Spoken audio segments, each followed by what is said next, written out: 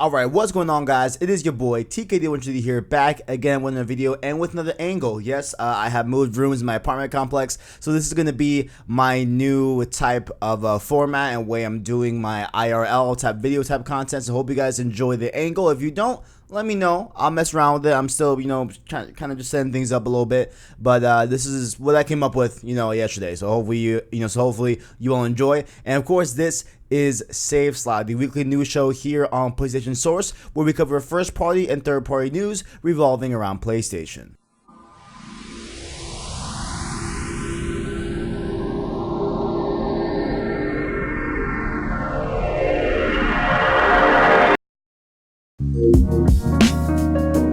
Now, first up here, of course, I just figured, let's just throw it at the top of the show. What is a cross circle without some Death Stranding Kojima type news? You know what I'm saying? So here we have Kojima. Not she.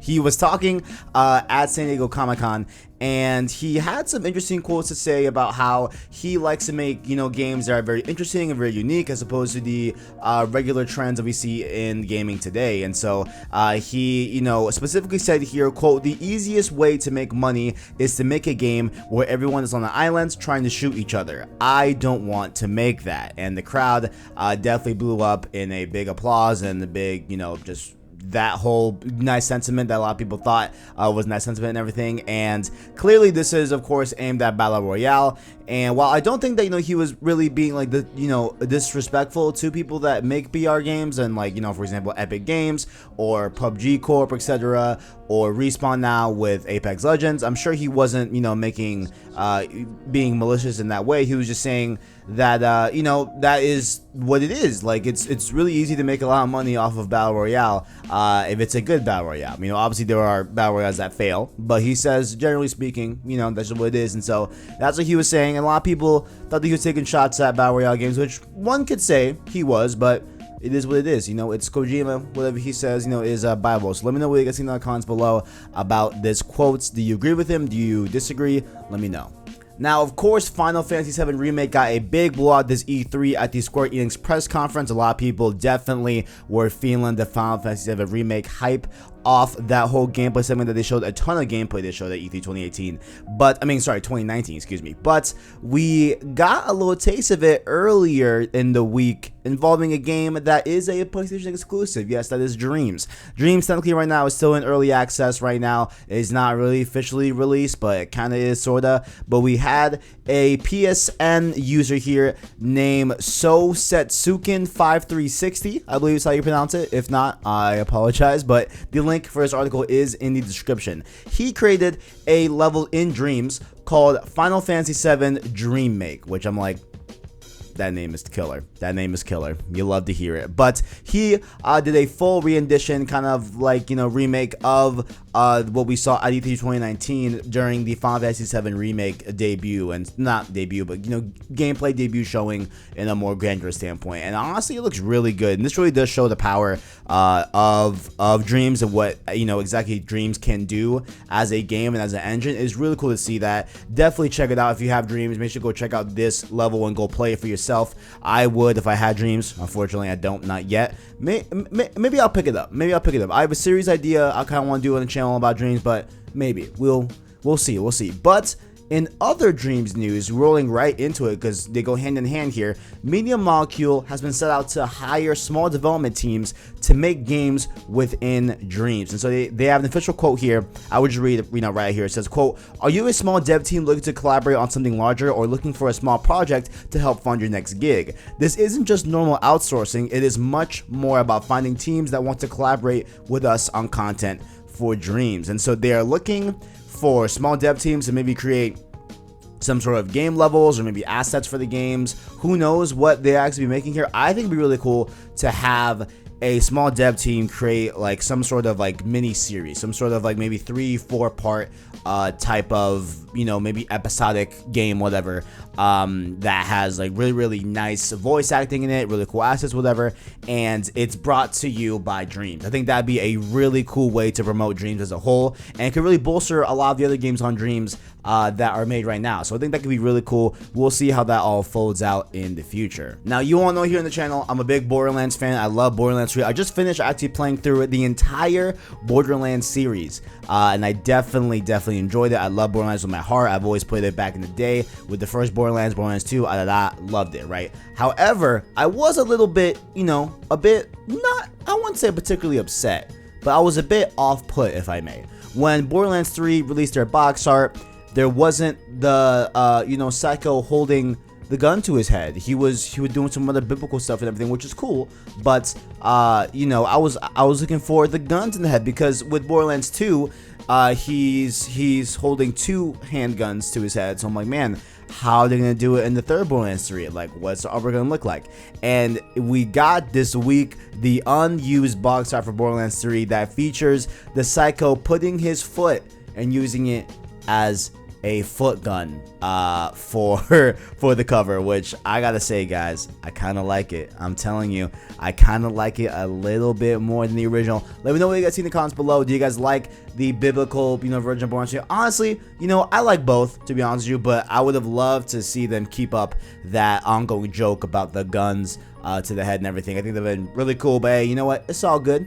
Borderlands 3 is still gonna be a kick-ass game. I cannot wait for it. Another game here coming out August 27th is, of course, Remedy's Control. A lot of news about PlayStation buying Remedy, but beside the point, they have officially gone gold with Control. We have a tweet here that says, "It is done. New IP, new tech, new game structure, new direction, 3 platforms, and 3 years. What an achievement from the best dev team on the planet at Control Remedy." And so that was tweeted by possibly the director of the game. Honestly, I'm not 100% sure who this person is at Remedy. I apologize, but his Twitter link is in the description as well, so you can check out that and check him out as well. So congratulations to the team at Control. Hopefully you have a nice smooth release and everything, and I hope those Metacritic scores are on the up, and we will definitely check in on how Control is doing on PlayStation Source. Now, right now, QuakeCon is going on right now, and Bethesda has come out with a pretty big announcement that a lot of people are definitely enjoying. Me personally, I don't think I'll touch these, but again,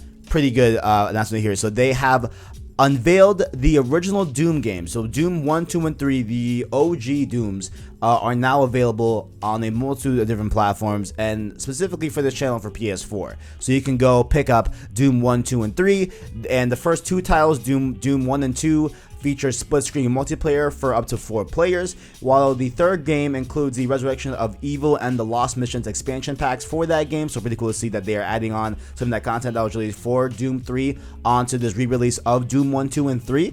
And Doom 1 and 2 together are going to be $5 according to the PSN store, and Doom 3 is a little bit more at $10. So for $15 you can get all the classic Dooms and live out that nostalgia. So they had a trailer here, looks pretty cool and everything, and there you go. So boom, there you go. Honestly, if I were to get this, it might be on Switch, but I think I'm going to hold off. I think I'm just going to wait. I am still going to play the Doom re-release of 2015 or 2016. I forgot when that came out, but I am still planning on playing Doom eventually in preparation for Doom Eternal. If you want to play those two, got to figure out when. Now, the PS4 is getting a big update 7.0. We have talked about a little bit here on the channel in terms of what they're going to bring to the actual update, and they are, of course, what we knew before. They are expanding the amount of people that can be in a party chat to 16 people, which I think is wild, but okay. I don't know who was asking for for a 16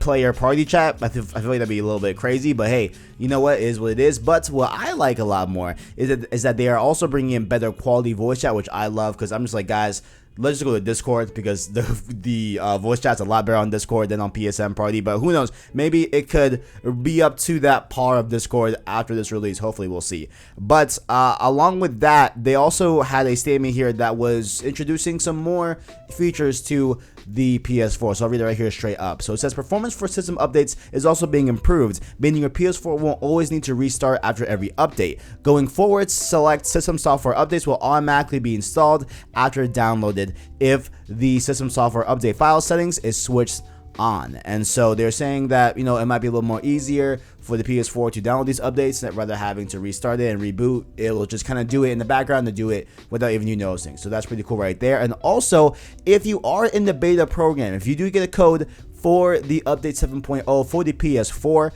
you can use it up to 20 times. So that is Sony's intention on you spreading out to your friends, getting into that big party chat and seeing how it works and seeing how it goes. And so if you are in the beta program, I am not. I don't want to put my PS4 Pro in jeopardy, but if you are, you can, give it to your other 20 friends and you all can get into a party chat and see how it goes. You know what I'm saying? And so that's kind of how they are doing it. And also just keep in mind here, if you do download the 7.0, this is very important. You cannot join other parties that are not on 7.0. Very odd feature here. So you are kind of glued to people that are in the beta program. If you update to that beta up to the 7.0, you won't be able to join other party chats that are not on that beta. So pretty, weird. It's a weird thing there.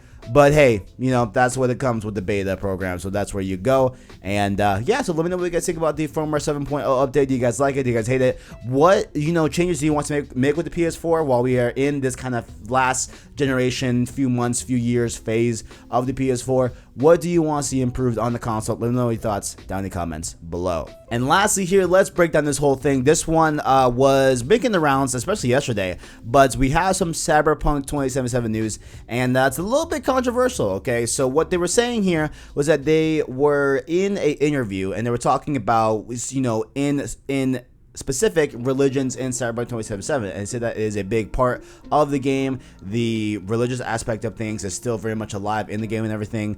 But then they were, the way it was translated, right, from Polish, because the interview was first in Polish, then was translated to English. But then when they translated the raw Polish to English, it made it seem like they were saying that the studio wasn't going to avoid realistic depictions of religion, even if those depictions were deemed offensive. And it sounded like a very kind of just, mute, like staunch type of tone that was the Polish translation to English. And so that's how it came off as. It came off a little bit offensive, a little bit aggressive, and a lot of people were, a bit up in arms about the whole thing. And so IGN reached out to them and got an official English translation, because of course, when you have another language and you translate to English, you're gonna miss some of the tone and some of the whole kind of just vibe of what they were saying. It might sound rude, but it actually is just not. You know what I'm saying? That's just how it goes with translations. And so we got the official English translation. This is what they meant to say in English, and this is what they did say in Polish, but was mistranslated. They say, quote, "We do not want to avoid religion as a topic. Authenticity of the world is what counts for us. Technically, the situation you mentioned is possible, but this is all about the choices made by the player. We won't encourage the player to do so. In other quests which involve religious themes, we make sure there's no disrespect." And so the specific situation that he was referring to in this quote was that the IGN employee asked him, okay, so like if you can do anything in Cyberpunk 2077 and there's a church in the game, could you, in theory, go with your cybernetics and your enhancements and go wreak havoc in that church and kind of, rehash that type of, horrible event that could happen in real life?